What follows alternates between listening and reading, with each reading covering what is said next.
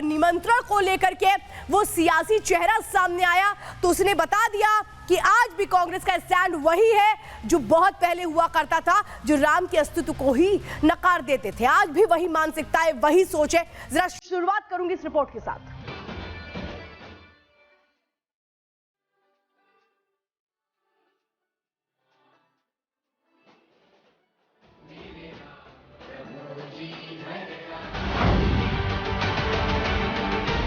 ये नाम से भी नकली है और भावनाओं से भी नकली है। जिसके दिल में ही राम नहीं है वो आंखों में लाने की कोशिश भी कैसे करेगा। कांग्रेस ने जो अपना इंडिया अलायंस बनाया है उसके घटक दलों के चलते, प्रेशर के चलते और तुष्टीकरण की राजनीति के लिए उन्होंने ये विरोध जताया है। जब कांग्रेस पार्टी ने स्पष्ट कर दिया कि उनका नेतृत्व वहां नहीं जाएगा, तो कोई हैरानी की बात नहीं है। ये तो कांग्रेस की मूल सोच से ही मिलती बात है। समझाते हैं कि आखिर किसको किसको निमंत्रण गया था और इस निमंत्रण पर क्या कुछ उनकी ओर से कहा गया। जरा मैं आज आपको ये समझाने जाती हूं। आप देखिए, सोनिया गांधी, इन्हें निमंत्रण भेजा गया लेकिन इन्होंने अस्वीकार कर दिया उस निमंत्रण पत्र को, यानी कि मानने से ही कि वो निमंत्रण पत्र जो है उसको इन्होंने अस्वीकार कर दिया। मल्लिकार्जुन खड़गे उनकी पार्टी के अध्यक्ष है, दूसरा नाम, इन्हें भी स्वीकार नहीं हुआ निमंत्रण। अधीर रंजन चौधरी को भी निमंत्रण गया था रामलला की प्राण प्रतिष्ठा के लिए, लेकिन इन्होंने भी स्वीकार नहीं किया। अखिलेश यादव को तो जब निमंत्रण भेजा गया तो उन्होंने क्या कुछ कहा, बेहद चौंकाने वाली बात है, लेकिन स्वीकार उन्होंने भी नहीं किया। ये आप देख रहे हैं वृंदा करात, उन्होंने भी साफ तौर पे कह दिया कि नहीं, हमें ये बीजेपी का कार्यक्रम स्वीकार नहीं है। सीताराम येचुरी भी यही बातें करते नजर आए कि ये तो प्राण प्रतिष्ठा का कार्यक्रम का बीजेपी का इवेंट है, यानी इसे राजनीतिक कार्यक्रम ये लोग मान रहे हैं। इसके बाद देखिए लालू प्रसाद यादव, उन्होंने तो समय ही नहीं दिया। जो वहां पर जो टीम थी मंदिर ट्रस्ट की, वो निमंत्रण पत्र देने के लिए जाने वाली थी, उन्होंने समय मांगा लेकिन समय नहीं दिया गया।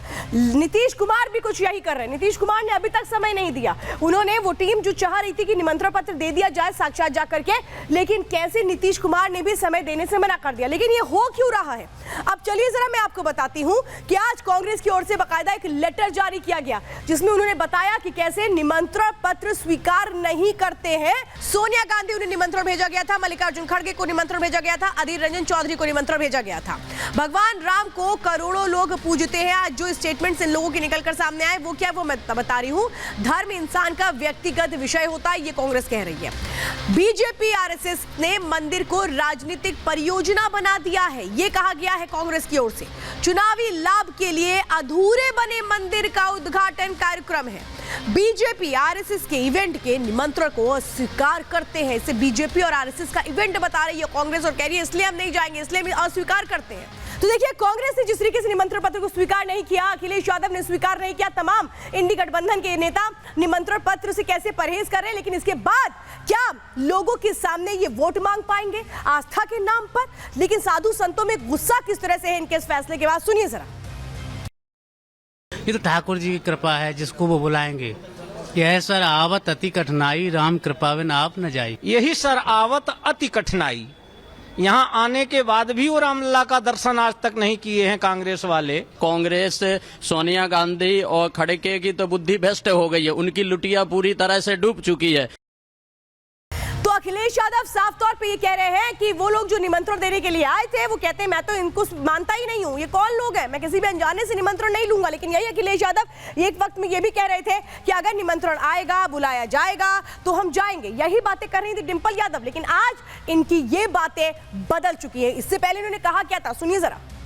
ये भगवान का कार्यक्रम है, भगवान जिसको बुलाएंगे वो जाएंगे। अगर निमंत्रण आएगा तो जाएंगे, निमंत्रण रामलला ट्रस्ट की तरफ से, और अगर नहीं आएगा तो भी जाएंगे, बाद में जाएंगे। तो अखिलेश यादव जो सीधे सीधे साफ तौर पे कैसे एक तरह से कहें क्या कि खुद को ये दिखाने की भी कोशिश कर रहे हैं कि वो राम विरोधी नहीं है, वो अपने वोट बैंक को खुश करने की भी कोशिशें कर रहे हैं। यानी कि क्या कंफ्यूज नजर आते हैं अखिलेश यादव, और अखिलेश यादव की सियासी साधना क्या कहती है, समझिए। वीएचपी के निमंत्रण पर अखिलेश यादव का ये बयान सामने आता है क्योंकि वीएचपी के लोग ही उनको निमंत्रण पत्र देने के लिए गए थे। वो साफ तौर पर क्या कहते हैं, मैं इनको नहीं जानता हूं, हम उनको ही निमंत्रित करते हैं जिनको जानते हैं। वो कह रहे हैं कि नहीं, मैं तो इनको जानता नहीं हूं, इनसे निमंत्रण पत्र मैं कैसे ले लूं, जिनको जानते हैं उनसे ही निमंत्रण लिया जाता है। वो ये बात कह रहे हैं। सबको पता है कि निमंत्रण पत्र जा रहे हैं, बीएसपी निमंत्रण पत्र लेके जा रही है, और ये कह रहे हैं कि नहीं, हम तो इनको जानते ही नहीं है, जिनको नहीं जानते उनसे निमंत्रण पत्र हम कैसे ले सकते हैं। इस तरीके की बातें यहाँ पर नजर आती है अखिलेश यादव की ओर से। यही अखिलेश यादव अभी थोड़ी देर पहले क्या कह रहे थे, वो भी आपने सुना। अखिलेश यादव क्या कह रहे हैं, जब भगवान बुलाएंगे तब हम जाएंगे। अब ऐसा लगता है शायद अखिलेश यादव को कि भगवान राम साक्षात धरती पर आकर के निमंत्रण दे, तब शायद अखिलेश यादव जाएंगे। लेकिन अखिलेश यादव का इससे पहले वाला जो बयान था वो भी मैंने आपको सुनाया। लेकिन अब अखिलेश यादव निमंत्रण पर कह क्या रहे हैं, कैसे कह रहे हैं कि अनजान लोग आएंगे तो हम इनसे निमंत्रण स्वीकार नहीं करेंगे। सुनिए जरा। मैं नहीं जानता हूं, न मेरा कोई परिचय है। हमारे व्यवहार में यही माना जाता है, जो परिचय जिनका होता है वही एक दूसरे को व्यवहार देते। तो अखिलेश यादव को अभी आपने सुना। अखिलेश यादव जिनकी झंझलाहट, जिनकी एक तरीके से कहे कि फ्रस्ट्रेशन साफ नजर आती है, लेकिन वजह क्या है जरा ये समझिए। उत्तर प्रदेश में करीब 20% मुस्लिम मतदाता है। करीब 36 सीटों पर मुस्लिम वोट बैंक बहुत निर्णायक भूमिका निभाती है। इसमें बीएसपी, कांग्रेस, एसपी मुस्लिम वोट बैंक की लड़ाई में जुटी हुई है। हर कोई चाह रहा है कि वोट बैंक हम साध लें।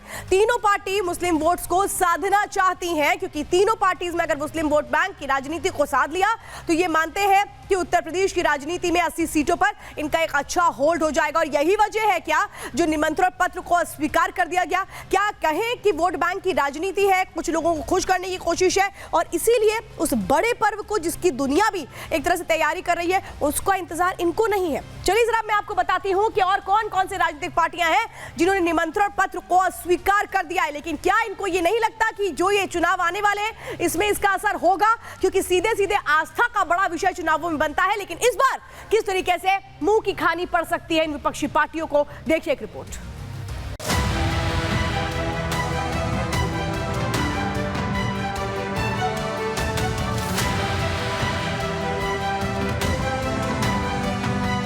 अपनी अपनी मर्जी जो श्रद्धा है वो जा सकते हैं। ये भगवान का कार्यक्रम है, भगवान जिसको बुलाएंगे वो जाएंगे।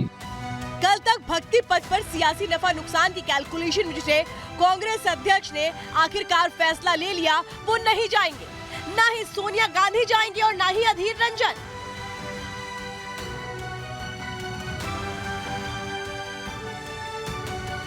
सपा सुप्रीमो अखिलेश यादव 2 दिन पहले तक बुलावे की बात जो रहे थे, उन्होंने भी सियासी गुड़ा भाग लगाकर आस्था पर परिचय का लेवल चिपका दिया।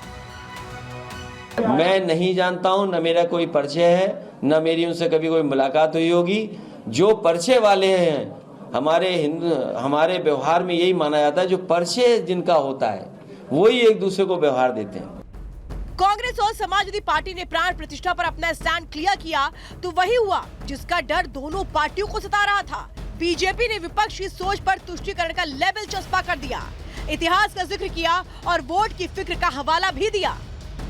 बेचारे जाएं भी तो कहां जाएं, वो अपने रेटोरिक में फंस रहे हैं। सीरियसली क्यों लेते हैं उनके पास, वो खुद पछताएंगे अगर नहीं जाएंगे। ये नाम से भी नकली है और भावनाओं से भी नकली है। जिसके दिल में ही राम नहीं है वो आंखों में लाने की कोशिश भी कैसे करेगा। आप एक धार्मिक प्रोग्राम, एक आस्था के साथ जुड़ी हुई चीज को, उसको एक राजनीति रंग पहना रहे हैं, और उसका कारण सबको पता है। गांधी परिवार की चाहे आस्था नहीं है सनातन में या हिंदू धर्म में, वो किसी और धर्म में विश्वास करते हैं। प्राण प्रतिष्ठा समारोह से दूरी के फैसले पर कांग्रेस के कुछ नेता टॉप लीडरशिप से इत्तेफाक नहीं रखते। आचार्य प्रमोद कृष्णम ने कहा, श्री राम मंदिर के निमंत्रण को ठुकराना बेहद दुर्भाग्यपूर्ण और आत्मघाती फैसला है। आज दिल टूट गया। असलियत यह है कि विपक्षी गठबंधन भक्ति पथ पर, सियासत पर बुरी तरह से फंस चुका है। हालत इधर जाए तो कुआं, उधर जाए तो खाई जैसी है। ऐसे में ये फैसला ज्यादा चौंकाने वाला नहीं है। नहीं आएंगे तो भी बदनाम होंगे और आएंगे तो हमारे जाल में फंस जाएंगे। बड़ा अच्छा किया है और किसी को नहीं जाना चाहिए। ये आरएसएस बीजेपी का कार्यक्रम है। विपक्षी दलों के इस फैसले का सियासी नफा क्या होगा वो भविष्य के गर्भ में है, लेकिन एक बड़ा नुकसान जो अभी दिखाई दे रहा है वो आपको समझा देते हैं। विपक्ष पर हिंदू विरोधी होने का आरोप लगेगा, तुष्टीकरण की सियासत के आरोप का सामना करना पड़ेगा। लोकसभा चुनाव में ध्रुवीकरण हो सकता है। ऐसा नहीं कि सियासी नुकसान का आकलन कांग्रेस या समाजवादी पार्टी ने नहीं किया होगा। सच्चाई यह है कि इसके पीछे एक सोची समझी रणनीति है। वो क्या है आपको समझा देते हैं। अगर विपक्ष राम मंदिर के समारोह में जाता भी तो बीजेपी को बड़ी माइलेज मिलना तय था। मौजूदगी को विपक्ष की सियासी मजबूरी समझा जाता। चुनाव से पहले विपक्ष सियासी भंवर में फंस जाता। मुस्लिम वोटों की जंग में भी पिछड़ सकते थे। माना जा रहा है कि राम मंदिर का असर देश की हिंदी पट्टी में सबसे ज्यादा होने वाला है। हालांकि अछूता दक्षिण भारत भी नहीं होगा। कांग्रेस की चिंता यह है कि उसे हिंदी पट्टी में ज्यादा सीटों की उम्मीदें नहीं है। वो इस चुनाव में अपना भविष्य दक्षिण में ज्यादा देख रही है। माना जा रहा है कि केरल, तमिलनाडु, पश्चिम बंगाल जैसे राज्यों को ध्यान में रखकर ये फैसला लिया गया है। Bureau report, Republic Bharat.